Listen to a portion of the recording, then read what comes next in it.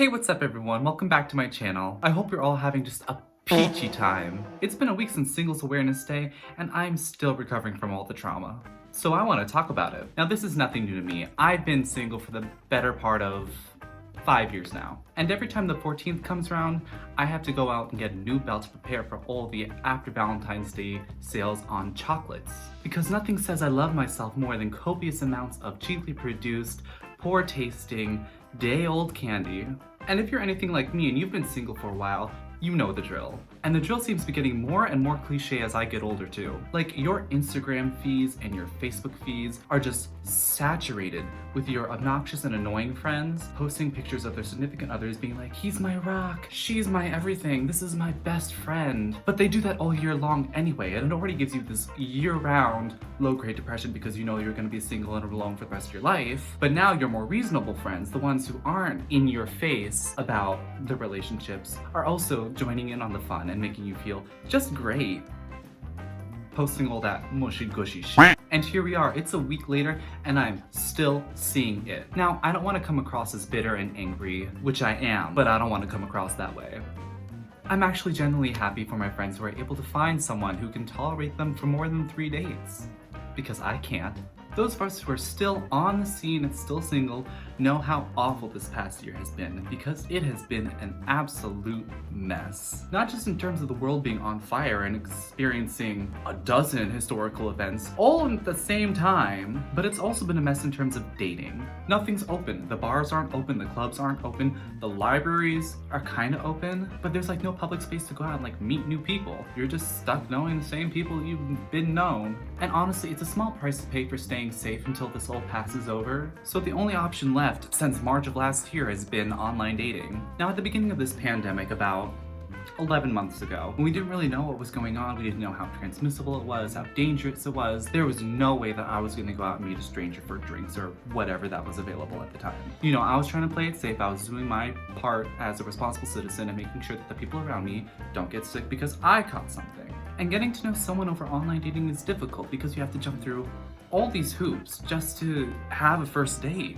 First, you have to make your profile as amazing as you possibly can. You need to get the perfect photos where you look amazing and you're in Cancun and you're hanging out with people and you have drinks to show that you're chill, and you have to have more than just selfies because it shows that you have friends to take pictures of you. It's like all these things to consider. Plus, you need to look attractive in all those photos.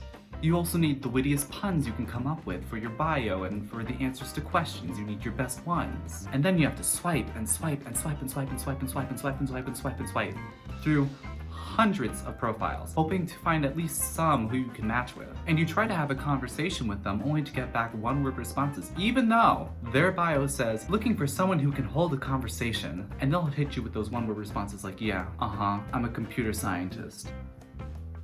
So the audacity aside, you can try with some of these matches, and eventually there are some that you actually do have a decent conversation with. But a lot of them, unfortunately, at least in my experience, have been complete duds. Until you can magically convince someone somehow that you're a real human being with complex thoughts and feelings. But this doesn't often happen.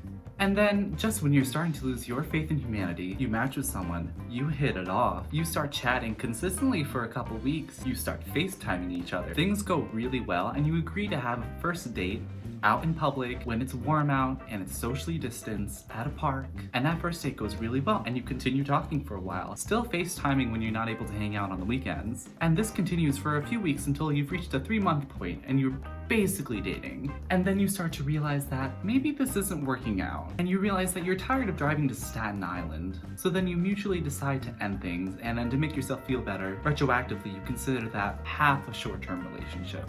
And of course, this is all hypothetical.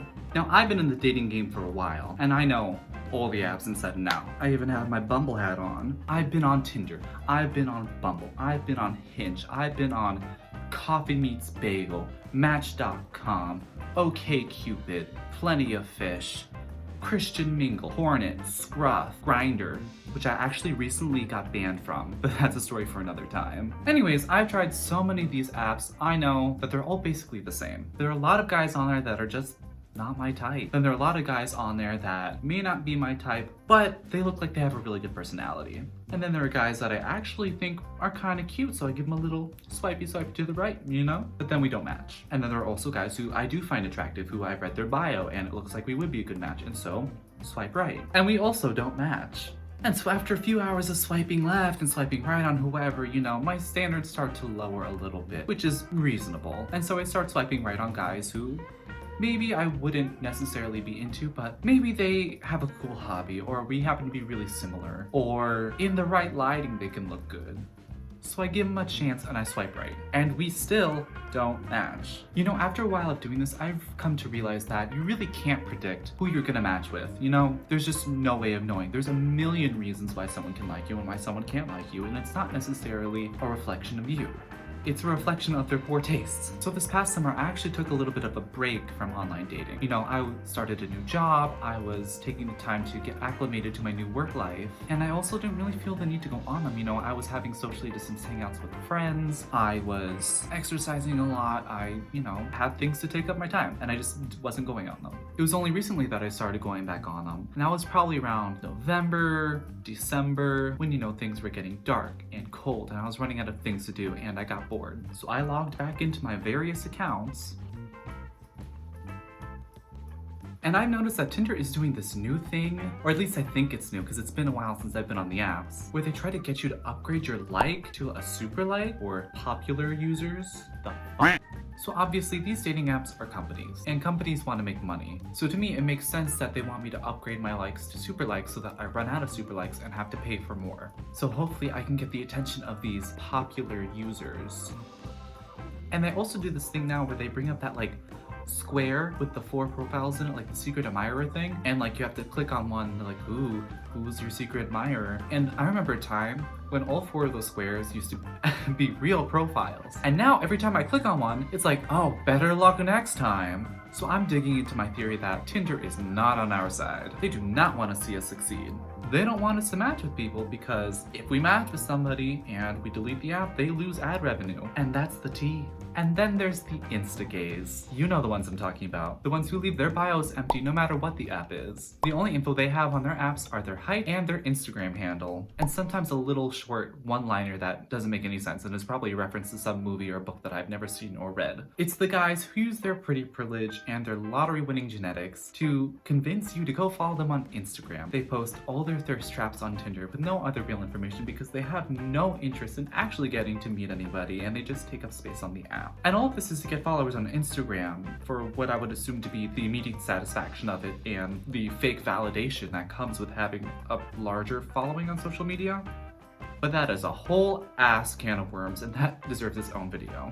So anyways, I guess what I'm trying to say is that I'm taking a break from online dating for a while, at least until the pandemic is over and we can return to some sort of normal social life again where we can actually meet people in public. But honestly, I'll probably go on even further than that without using dating apps. I have a feeling that once all this is over, people are going to be so starved for social interaction, it's going to be easier to meet people than it was before the pandemic. At least that's what I keep telling myself. So I think I'm going to stop the video there. I've been ranting long enough, but if I've said anything that clicks with you, give this video a thumbs up and subscribe for more. Bye.